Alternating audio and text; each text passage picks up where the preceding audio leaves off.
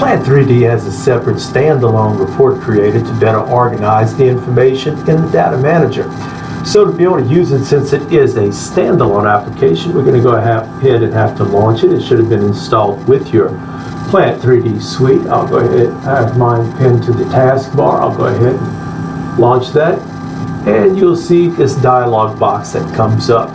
So first, what we need to do is locate the file that we wish to work with. We'll use this drop down right here. Now I'm going to go to this demo plant project, and it's going to go ahead and load that up. I can choose between whether I want drawing data or project data. I'm going to keep it on the project data there, and I'm going to go ahead and do this for 3D fixed length pipes.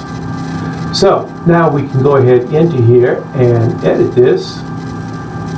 And you'll see I have my report configuration. I can still change it from here.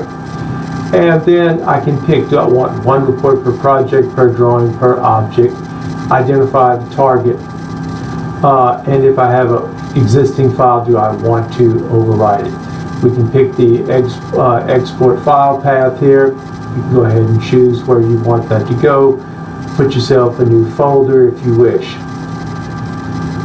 Now, right now I have my target as a PDF file, but you have other choices as well. You can go HTML, MHT, text file, CSV, Excel, rich text, or image file. Now we can also edit the query here. So I'm going to go ahead and pick that out right there. And in taking a look at editing the query, I'll go ahead and just say that I wanted to use this with a pipe run component. Now, if I want to use this with the pipe run component, then I need to move this over into the included classes here. And I can add and take away from the included classes with this arrow right here. Okay? And then you can add particular fields if you wish. But I'm going to go ahead and test the query result. And you'll see what populates here whenever I test that query result.